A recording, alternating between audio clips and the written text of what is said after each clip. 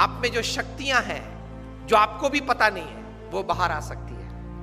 कहीं कहीं लोगों में कई प्रकार की एनर्जीज हैं, एक्स्ट्राऑर्डिनरी एनर्जीज हैं। हमें लगता है कि यार ये तो हीरो है, ये तो सुपर हीरो है, लेकिन वही एनर्जीज आप में भी हैं। उसने वो एनर्जीज बाहर निकाली और आप बाहर नहीं निकाल रहे हो। 1983 का वर्ल्ड कप आप में से किसी ने देखा था? कपिल देव भारत के लिए वर्ल्ड कप लेके आए थे।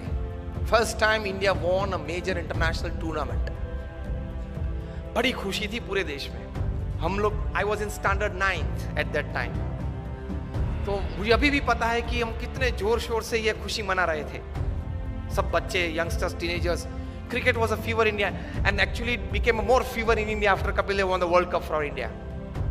अभी भी वो दृश्य याद है, लॉर्ड्स की गैलरी में कपिल देव लेके खड़े थे। मुंबई में सम्मान हुआ, दिल्ली में सम्मान हुआ, बीसीसीआई ने बड़ा सम्मान किया। लेकिन जो हारने वाली टीम थी वेस्ट इंडीज, उनको लगा कि साला ये बंदर है, वो सिंह को सोता था सिंह तो झाड़ पे से नीचे उतर के एक चाटा मार के वापस ऊपर चढ़ गया। West Indies was a very powerful team. 1975 की वर्ल्ड कप उन्होंने जीती थी, 1979 की वर्ल्ड कप भी उन्होंने जीती थी और 83 की वर्ल्ड कप फाइनल में भी आ गए थे। और भारत तो उनके लिए मच्छर था, ऐसे ही क्रश कर डालेंगे। उनका एटीट्यूड बन गया था ओवर कॉन्फिडेंस का। और वेस्ट इंडीज की ये पावरफुल टीम,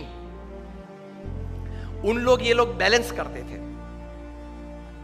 क्लाइव लॉयड जो कैप्टन थे, जिन्होंने 20 साल तक क्रिकेट जगत पे राज किया, ये मानते थे कि कोई ऑलराउंडर की जरूरत ही नहीं है। 6 बैट्समैन, 4 बॉलर और एक विकेट कीपर, 6 में से एक भी बैट्समैन को गेंद डालना आता नहीं था और 4 में से एक भी बॉलर को बैट्समैन बैटिंग करना आता नहीं था।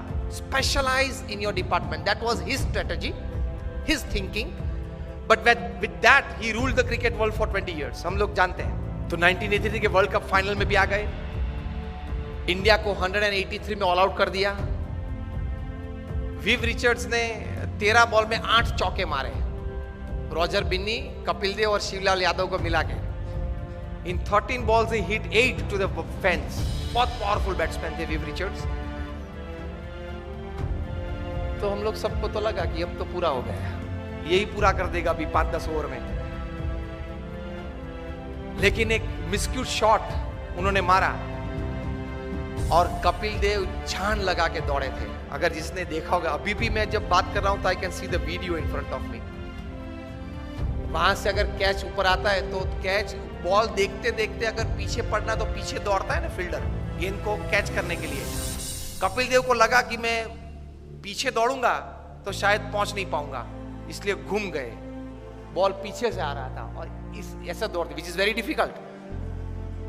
Difficult, and that catch made the difference. 139 West Indies got all out, India won the world cup. So West Indies को तो बहुत अपमान लगा कि ये चूहे सब 11 इकट्ठे होके और सिंह को हरा गए। Immediately the West Indies cricket board contacted BCCI for a full series, 6 test and 6 one day internationals, and they came to India with their all powerful team. उसके पहले तो बी टीम आती थी भारत में, कभी क्लाइव लॉयड, विव रिचर्ड्स आए ही नहीं थे उसके पहले खेलने के लिए। ऑलविन कालीचरण और वे सब आते थे खेलने के लिए, बी टीम। क्लाइव लॉयड अपनी पूरी माइट के साथ आ गए और 6 वनडे इंटरनेशनल्स भारत को बहुत बुरी तरह से हराया। कहीं कहीं वनडे इंटरनेशनल्स तो 150 रन से हराया। बहुत क्रिटिसिज्म न्यूज़पेपर्स में आई कि अभी 1.5 महीने पहले जो वर्ल्ड चैंपियंस बने उनकी ये हालत। फिर तो टेस्ट सीरीज चालू हुई। फर्स्ट टेस्ट कानपुर 3.5 दिन में पूरी हो गई। Innings and 250 run defeat to India. और उसमें मेलकम मार्शल ने 12 विकेट ली, 20 में से 12, उसमें से 8 clean bowled, and not a single person could hit a boundary to Malcolm Marshall. उस वक्त वे बहुत डेंजरस बॉलर थे। Used to bowl first bowler to cross 90 miles per hour वे मेलकम मार्शल थे। और जब वे right arm round the wicket डालते थे तब वो अंपायर के पीछे ही दौड़ते थे। रनअप चालू करते अंपायर के पीछे दौड़, ताकि बैट्समैन को देखना पड़ता था कि कहां तक वो पहुंचा। बॉलर बैट में हाथ करके देखना पड़ता कि वो पहुंचा कहां था। एकदम अंपायर के पीछे से बाहर निकल के मेलकम मार्शल गेंद डालते थे। यूज्ड टू बोल स्लैंटिंग डिलीवरीज। और पीछे डूजोन तो तैयार ही रहता था बड़े ग्लोव्स लेके, caught Dujon bowled Marshall, caught Dujon bowled Marshall चालू ही रहता था, एक आता था एक जाता था। किसी को भी गलती से भी कट नहीं लगी कि स्लीप के ऊपर से गेंद चली जाए और थर्ड मैन पे एक बाउंड्री मिल जाए, ऐसा भी नहीं हुआ था। Severe criticism in the Indian press, each and every Indian player was heavily criticised कि अब तो जो वेस्ट इंडीज बोलती थी वो बात सही है कि भारत ने बाय फ्लूक ये वर्ल्ड कप जीता, नसीब के आधार से जीता, प्रयत्न से, पुरुषार्थ से, टैलेंट से ये वर्ल्ड कप नहीं जीता है, वो बात तैयार हो गई। इंडियन प्लेयर्स का काउंसलिंग चालू हुआ, मॉरल बूस्टिंग चालू हुआ, पंपिंग चालू हुआ, एटीट्यूड्स बदलना चालू किया। उसमें सबसे पहली बारी आई ओपनिंग बैट्समैन सुनील गावस्कर की। उनका एटीट्यूड बदला कि you have a defensive attitude, you have to change your attitude from defence to attack. If Malcolm Marshall is a great bowler, you are a great batsman. If he can bowl so well, you can bat so well. Gavaskar का attitude change किया, because you start the Indian innings, you are the opening bat. आप जिस प्रकार से खेलेंगे उस प्रकार से पूरी टीम खेलेगी, नतीजा पहले से चालू हो जाएगा। And Gavaskar said what? He was counseled, change your attitude from defense to attack.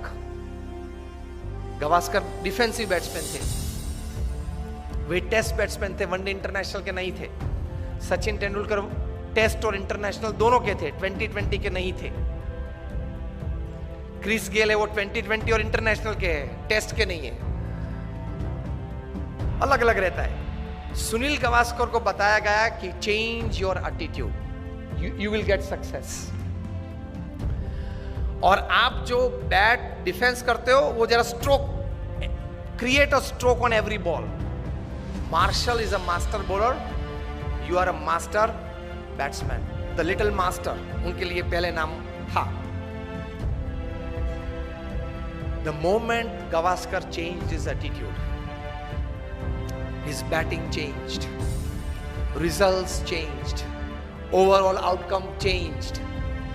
और 6 में से हम लोग 3 टेस्ट मैच तो फिर भी हारे, लेकिन 3 टेस्ट मैच बचा सके, वो गावस्कर का एटीट्यूड अटैकिंग हुआ। इसलिए दूसरी टेस्ट थी फिरोज शाह कोटला पे दिल्ली में, West Indies won the toss and send India into bat.